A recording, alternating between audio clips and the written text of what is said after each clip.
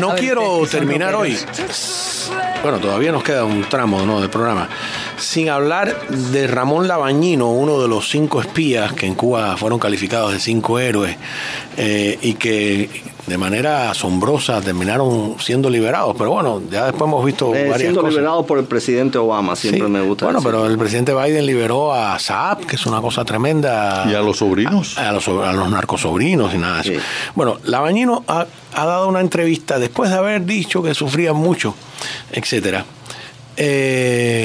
Donde lo que ha llamado la atención, y lo vamos a poner hoy en el programa de televisión, es el abdomen. Yo también soy barrigón, aunque ahora estoy a dieta, he bajado, pero es un abdomen ofensivo en Cuba, donde la gente está pasando tantas necesidades y tanta hambre. Este tipo se sienta ahí frente a la cámara con es una cosa, parece que está en estado. La gente se refiere a ellos como los gordos. Los únicos gordos que hay son los dirigentes de Cuba, ¿no? Las imágenes siempre son todos en guayabera, en una fila. Con la guayabera a punto de explotar. Exactamente, los botones esos inferiores a la guayabera, como si fueran a estallar así para. No, pero este tiene un pullover, es una cosa, pero de verdad, se los voy a poner hoy en la televisión, ofensiva. Es un abdomen.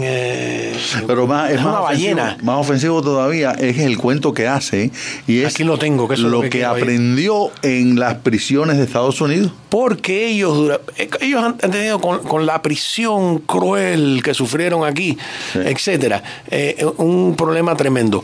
Porque de repente ellos, en su afán de dar noticias de sus 5 héroes, que eran 5 vulgares espías, 5 vulgares chivatones. Chivatones. Es un espía, un tipo refinado. Sí. Esto estaba. Espía era cómplice de la muerte de los hermanos a rescate, sabe Dios y cuántas más. Bueno, publicaban lo que en llamadas telefónicas. Hoy su esposa habló con él y él dijo que. Y entonces en Cuba la gente dijo, pero.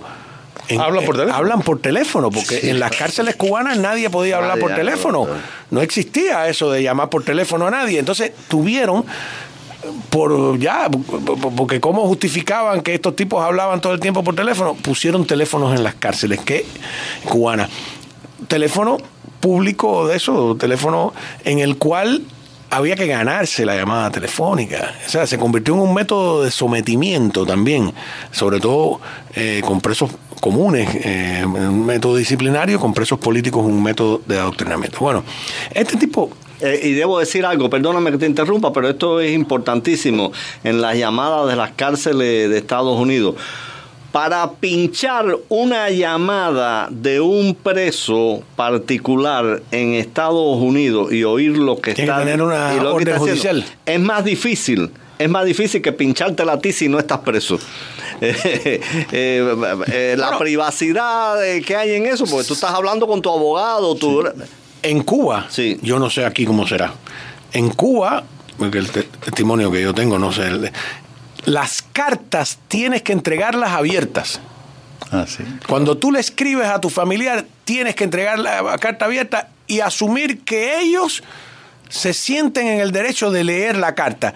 Porque no es por un problema de seguridad de que la carta tenga algo adentro, porque eso, con ponerla en un espejo, vaya, en una lucecita abajo, las cartas de Cuba, tú sabías si tenían algo adentro. Es para leer lo que tú escribes. Ahora que tú dices eso... ¿nunca te llegó en Cuba una carta normal del correo abierta? Así como no. Con una rayita que decía, era como una cosa azul así. Una carta creo abierta. Recordar algo así. No me llegaban muchas cartas. Sí. No, en mi casa llegaban abiertas porque yo tenía un par de tíos acá, hermanos de mi padre, que al principio de la revolución mandaban cuchillitas a afeitar. Mi tío mandaban una lasquita de chicle y eso era para... las cuchillitas a afeitar llegaron a las Gillette. No, mi abuela con su hermana que vivía por el cine Mónaco, eso qué cosa es, Santo Suárez. se escribían cartas en vez de hablar por teléfono. Claro. No sé, parece que no querían que se enteraran de qué estaban hablando. Sí. Era muy simpático porque de un barrio a otro se escribían cartas, ¿no? Entonces, yo siempre decía, abuela, cuéntame, pero ¿qué tú hablas aquí con...? Hablando de las cuchillitas, eso me acordé del viejo mío que una vez cuando las quedaban en la escuela en campo le regalé una y una rusa, por supuesto, que nos daban, y dice, este muchacho me ha regalado una cuchilla que tiene un tipo llorando en la cubierta. Y era verdad, de unas caras rarísimas. Bueno, pues Ramón Labañino describe, no se dará cuenta, vive en otra realidad, que cuántas cosas aprendió en la cárcel norteamericana. Y mira, aquí tengo el audio. Dice que aprendió. Tú a ver, mira. Y después hice collares indios. Estudió, digo. Pero aprendí a hacer los collares indios, eso es comiquísimo, porque soy sumamente tosco, ¿no? Pero te enseñan cómo hacer los collares indios con las bolitas. Una bolita chiquitica así, entonces ponerla ahí. Después aprendí un poco a pintar. La batería, hacer cartera de cuero. Que le mandó a al final, bueno, les hice cartera de cuero a cada una de mis hijas y a mi esposa. Además, en la escuela estudié economía y capitalismo, bolsa de valores. Un día apareció en la prisión un preso que era de cuello blanco, ¿no? Porque él había hecho una pirámide de Fonsi. Le había robado mucho dinero a los millonarios. Y estaban haciendo como unos cuantos años. Y dio un curso de cómo invertir en la bolsa de valores. Y a mí me pareció interesante, pero además, con tal de yo salirme de la prisión, digo, bueno, aquí hay que aprender lo que sea. Viene raíces, enriquecimiento, leyes como redacción de leyes, caligrafía. Aprendí a tejer. Eso me da tremenda risa, imagínate. Tú te imaginas yo con una agujita, un hilo y cogiendo llamadas, cogí una rapidez que... A ver. No. Parece montado. Eso parece una comedia. Sí, es una comedia. Es una calumnia contra el régimen. Una calumnia contra el régimen cubano. Increíble. Collares, pintar, talabartería, economía, bolsa de valores, bienes raíces, leyes, caligrafía, tejer. Coño, fue a la universidad. No. Le pagaron un curso, chicos. No, pero además, comparado con lo que se pasa en las prisiones cubanas. Y luego también hay un veneno ahí porque dice que aprendió este tipo que era un preso de cuello blanco, que eso es un concepto, no sé si en Cuba lo entenderán, que le dio allí el curso de la bolsa de valores, porque él le había robado mucho dinero a los millonarios. Entonces, eso está bien. A los millonarios se les puede robar, es una cosa que qué malo ser millonario, ¿no?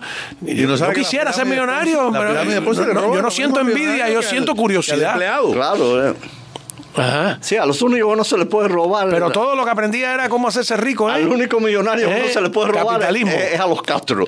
Muchachos. Pero además, la descripción que hace habla de cómo las cárceles en Estados Unidos se convierten en lugares de verdadera reeducación. Sí, claro. Eso es impresionante. Es una cosa como si pareciera, lo hubieran puesto de propagandista del sistema carcelario de Estados Unidos. Sí. Ahí no había tapiada, no. Que comparado con el de Cuba es un paraíso. Mira, en la cárcel en todas partes es duro y aquí también es durísimo. Yo tengo cuentos de mucha gente que ha estado en las cárceles, pero comparado con Cuba es un paraíso. Tú sabes, esto es una anécdota. Mira, eso es lo que me acabo de acordar. En el edificio 1 del Combinado del Este, Gustavo Venta Pérez, Carlos Manuel Galindo, Belio, toda esa gente que están ahí me pueden decir que si estoy mintiendo, ¿no? Y es cierto. Había un preso cuyo hermano se había ido por el Mariel. Y había, como era un tipo que sacaron de la cárcel y identificaron que tenía antecedentes, estaba preso aquí en una prisión norteamericana. Y le escribía cartas desde la prisión norteamericana del Combinado del Este. Llegaban, para decir la verdad, llegaban. Sí. Entonces, aquellas cartas eran porque a veces mandaba fotos jugando billar aquí en la cárcel, con televisor. Entonces, la aspiración de ese hermano era irse en lancha caer preso para caer preso en los Estados Unidos, estar con su hermano viendo televisión, jugando billar. Esa era su fantasía. Y yo decía, pero tú estás loco. Dice, sí, yo llego allá y enseguida voy a meter la mano en un supermercado para irme. Pero tú crees que te van a poner en la misma cárcel con tu hermano. Eso depende, ¿no? O sea que A él le parecía un paraíso desde el Combinado del Este, película, aquella prisión en la que estaba su hermano. Dime que eso no es una cosa tremenda, Liana. El Yuma, ese era su Yuma, ¿no? Porque eran delincuentes naturales, de por vida, ¿no? Tipo, Pero este señor apretó. En la cabaña había un preso que le decían el presidiario. Porque el tipo, desde antes de la revolución, había caído preso un montón de veces por delitos pequeños. Entraba y salía, entraba y salía. El presidiario, por cierto. No, tengo que escribir toda esta cosa. El presidiario. Es una cosa increíble. El presidiario decía. Un día dijo, esto es terrible, aquí hay 3,000 y pico de gente en la cabaña, estamos todos hacinados. Antes de la revolución, que era el término que se usaba en Cuba, cuando había 700 presos en la cabaña, había sobrepoblación penal. Entonces, y él fue el que un día, y esto es triste, dijo, hoy van a fusilar a alguien, hoy hay palito. Y la gente dice, ¿por qué tú lo sabes? Dice, bueno, porque tienen música en los altavoces de por la mañana. Entonces no se han fijado que esos altavoces están ahí por gusto, que nunca los ponen, nada más que para un aviso de algo, y tienen una música, y entonces la gente dice que tiene que ver la música. Es para irte adaptando, y por la noche, cuando fusilen, ellos te suben el audio para que tú no oigas los disparos, porque te fusilaban. Sobre todo, nosotros estábamos en el área 1 ahí, atrás de los fosos de los fusilados, y efectivamente esa noche fusilaron a 4 que eran gente de Alfa 66. Después yo le pregunté a Nazario aquí, que 4 personas que habían entrado en el 80 habían entrado y los fusilaron a los 4. Por eso yo sigo diciendo que cuando en Cuba dicen que no se fusila, eso no lo sabemos. Claro. Porque esos 4, eso no lo publicaron. Ellos solo lo publicaban cuando querían. Se enteran. O sea, hay cárceles militares, hay cárceles del Minin donde ellos aplican la ley a rajatabla y son absolutamente poco vigiladas. Y con impunidad. Las cárceles del servicio, total. Yo no me creo el cuento ese de que no han fusilado. Ese es otro tema por tocar, los fusilamientos secretos en Cuba. No, y hay otro tipo de fusilamiento que son los fusilamientos en las cárceles militares. Claro, es que no tenemos información sobre varias cárceles militares, no solo las del servicio militar, sino cárceles para miembros de la FARC, donde cuando llegan dentro de las cárceles, la gente que venía de las cárceles del servicio que caían en el combinado, te contaban que era terrible, porque la gente seguía teniendo los grados. El sargento seguía siendo sargento, el teniente seguía siendo teniente, y los tenían el día entero marchando, y era un horror, ¿no? Pues, decía, cocho, aquí por lo menos en el combinado no te ponen a marchar. Y yo digo, ¿cómo a marchar? Sí, en la cárcel de servicio te ponen a marchar. De José Abrante nos enteramos porque era José Abrante, pero ¿cuántos no habrá? José Abrante no habrá habido que se echaron así. ¿Cómo no? Para estar bien informado, te invitamos a escuchar América Radio 1260 AM Miami, la voz del exilio.